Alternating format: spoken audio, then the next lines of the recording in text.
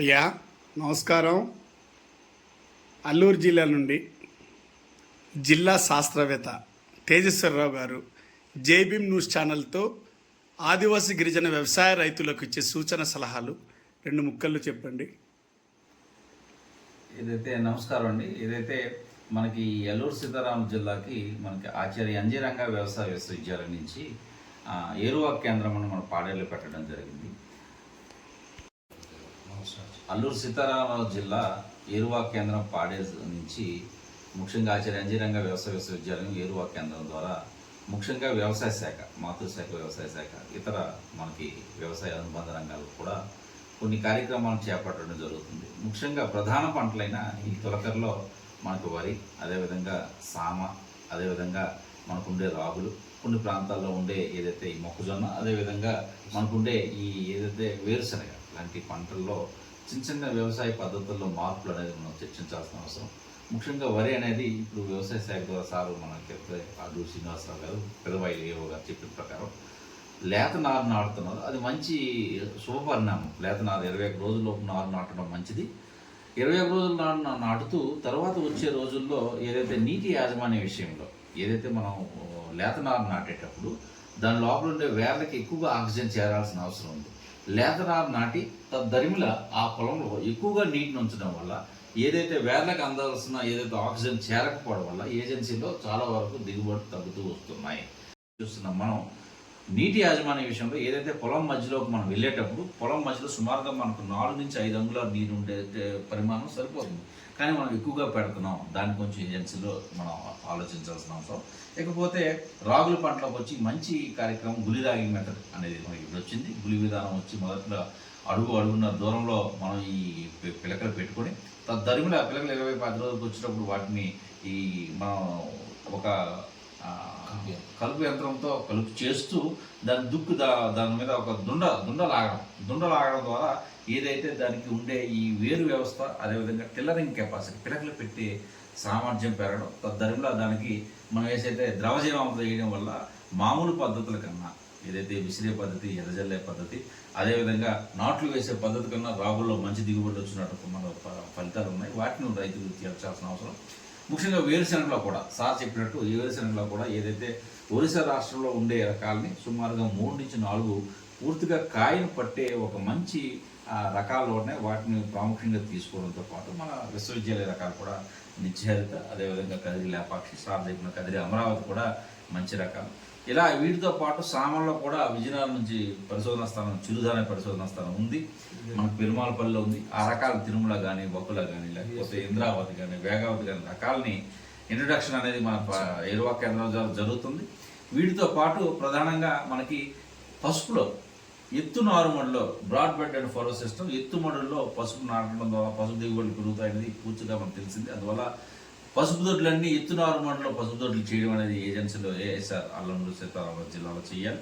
ఇకపోతే కాఫీ, ఇతర అంతర పంటల విషయంలో కొంచెం ఇంకా శ్రద్ధ పెట్టి ఎక్కువగా ఆర్గానిక్ మెన్యూర్స్ వేసి పిప్పళ్ళు కానీ, ఇంటి హోమ్ స్టేట్లో పిప్పళ్ళు కానీ వాటిని ఇంటర్ పంటలు వేసి ఎక్కువగా సేంద్రీయ విధానంలోనే ఈ ఏదైతే ఈ బహుళ అంతస్తుల పద్ధతిలో సిల్వర్ ఓకు, పెప్పర్ చేయడం.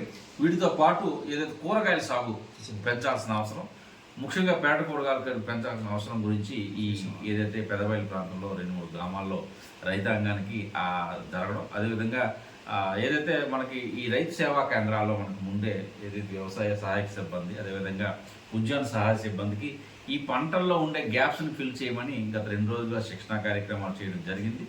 వీటిని గ్యాప్స్కి సంబంధించి వీటితో పాటు వాళ్ళు ఇంకా వ్యవసాయ లేకపోతే ఉద్యాన సహాయకులు గ్రామ స్థాయిలో తీసుకెళ్లాల్సిన అంశాలతో మాట్లాడుతూ సార్ కూడా 1-2 అంశాలు ఏదైతే జీవన ఎరువులు, ముఖ్యంగా ఏజెన్సీలో కావాల్సిన ఏదైతే మనకు పశువుల ఎరువులు లేదు కాబట్టి జీవన ఎరువులు ముఖ్యంగా నత్రజని స్థిరీకరించే అజోస్పైరిలం కానీ, భాస్వరాన్ని అందించే పిఎస్పి కానీ, పొటాషియం అందించే ఈ పొటాష్ రిలీజింగ్ బ్యాక్టీరియా కానీ పూర్తిగా ప్రాంతీయ వ్యవసాయ పరిశోధన సంస్థ అనకాపల్లి ఉన్నది. ఇక్కడికి ఆర్గానిక్ ఫార్మింగ్లో చేర్చడం మా ప్రధాన ఎజెండాగా మా విస్తరణ సంచాలకులు చెప్పారు, అదేవిధంగా పరిశోధనా సంచాలకులు చెప్పారు. కాబట్టి ఇవి అల్లూరు సీతారామరాజు జిల్లాలో ఎక్కువగా చేయడానికి మేము తలచాం. మాతో పాటు నా సహశాస్త్రవేత్త డాక్టర్ ప్రదీప్ కుమార్ గారు కూడా 1-2 అంశాలు ఏదైతే ఈ విస్తరణలో ఏ రకంగా ఏఎస్ఆర్ జిల్లాకు ఉపయోగపడాలనే అంశాలు కూడా సార్ మనకి నా పేరు డాక్టర్ ప్రదీప్ కుమార్ అండి. నేను ఆచార్య ఎన్జీ రంగ వ్యవసాయ విశ్వవిద్యాలయం ఏరువాక కేంద్రం పాడేరు అల్లూరు సీతారామరాజు జిల్లాలో శాస్త్రవేత్తగా పనిచేస్తున్నాను. మనం ఈరోజు మన పెద్దబయలు మండలంలోని మనం ద్రవరూప జీవన ఎరువుల గురించి ప్రాముఖ్యత గురించి మనకు విస్తారంగా రైతులకి ప్రచారం చేశాము.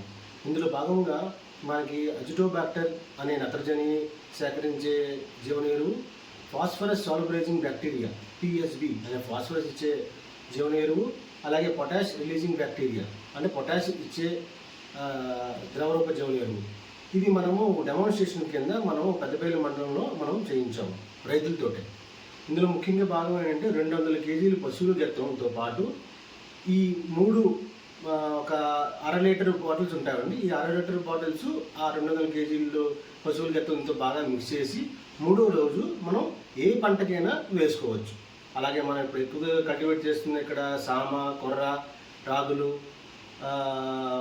వేరుశనగ, అలాగే వరి, అలాగే మేము ఇచ్చిన వెజిటేబుల్స్కి అన్నిటికీ కూడా మనం ఇది ఒక గెత్తంలాగా బాగా పనిచేస్తుంది అనమాట.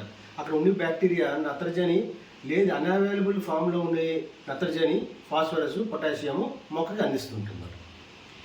అంటే ఇన్ఫర్మేషన్ కమ్యూనికేషన్ టెక్నాలజీ ఆ భాగంగాను ఈరోజు మనం వ్యవసాయంలో కూడా బాగా యూజ్ చేయాలనుకుంటూ మేము ప్రతి ఒక వ్యవసాయ గ్రూప్ మన జిల్లాలోనే మేము ఒక ఏరువాక గ్రూప్ అని వాట్సాప్ గ్రూప్ క్రియేట్ చేసాం. అందులో ప్రతిరోజు మేము టెక్నికల్ ఇన్ఫర్మేషన్ ఏదైతే మన జిల్లాలో వరిలోనైనా, కొర్రలోనైనా, సామలోనైనా ఎలాగ సాంకేతికంగా కల్టివేట్ చేసుకోవాలో మనం మొదట ఒక సోల్జర్స్ లాగా మనకు ఎవరైతే ఉన్నారో విఏఏలు, విహెచ్ఏలు మన రైతు సేవా కేంద్రంలో వాళ్ళకు గ్రూప్ తయారు చేసి ఆ గ్రూప్లో ప్రతిసారి వీడియో మెసేజ్ మనం పోస్ట్ చేస్తూ ఉంటాం. అలాగే వాళ్ళకి టోల్ ఫ్రీ నెంబర్ మన యూనివర్సిటీలో ఉన్నది, మాకు టోల్ ఫ్రీ నెంబర్ చేయొచ్చు. అలాగే వ్యవసాయ శాఖ టోల్ ఫ్రీ నెంబర్ కూడా ఫోన్ చేస్తూ ఉంటారు రైతులు, అలాగే మన విఏఏలు కూడా. ఇందులో భాగంగా మన దగ్గర మొబైల్ యాప్ ఒకటి ఉన్నది, అంగురు ఆర్బీకే అంటాము. అది కూడా యాప్ కూడా డౌన్లోడ్ చేసుకుంటే అందులో అన్ని పట్టాలు, అలాగే మేము వివిధ ఈ జీవన ఎరువులు ఏదైతే మనం మాట్లాడుకున్నామో అది వివిధ రైతులు చాలామంది కొనుక్కోవాలని ఆసక్తి చూపెడుతున్నారు. అందుకే మేము మొట్టమొదట మేము అది అమెజాన్లోనే పెట్టామన్నమాట. ఈ బాటిల్స్ అనేది సేల్ కోసం అది కూడా అందులో లింకులు పెట్టామన్నమాట. లింక్లు క్లిక్ చేస్తే డైరెక్ట్గా అమెజాన్కి వెబ్సైట్కి వెళ్తూ ఆల్రెడీ మనం ఏదైతే అమెజాన్ ద్వారా వివిధ ప్రోడక్ట్లు ఎలాగైతే మనం తెప్పిస్తూ ఉంటామో ఇంటికి, అలాగే ఇది కూడా తెచ్చుకోవచ్చు. ఇంట్లో కూర్చొని మనం ఈ జీవన ఎరువులు, ఆ ద్రవరూప జీవన ఎరువులు మన ఇంటికి వచ్చేస్తాయి బుక్ చేసుకుంటాను అని. సార్, ఎరువులు మన రైతులకు ఉచిత సంక్షేమ పథకాలు ఉన్నాయా? అంటే ఇందులో భాగంగా మాకు కేంద్ర ప్రభుత్వం అలాగే రాష్ట్ర ప్రభుత్వం ట్రైబల్ సబ్ ప్లాన్ అని మనకి Indian council of agriculture research, మా ఆచార్య ఎన్జీ రంగ అగ్రికల్చర్ యూనివర్సిటీ ద్వారా మాకు కొత్తగా ఒక కొత్త రకాల గురించైనా, కొత్త టెక్నాలజీ గురించైనా, కొత్త పోస్ట్ హార్వెస్ట్ మేనేజ్మెంట్ గురించైనా మనకి గిరిజన రైతులకి దేశంలో అందరికీ ఉపయోగపడాలని మనకి స్కీమ్లు వస్తూ ఉంటాయి అన్నమాట. ఎక్కువగా మనకి కొత్త విత్తనాలు ఇవ్వడానికి, అలాగే కొత్త ఆయిల్ ఎక్స్ట్రాక్షన్ యూనిట్లు కానీ అలాగే ఇస్తూ ఉంటాయి. అంటే రెగ్యులర్గా జరిగే స్కీములు మామూలు డిపార్ట్మెంట్ ఆఫ్ అగ్రికల్చర్ చేస్తూ ఉంటుంది.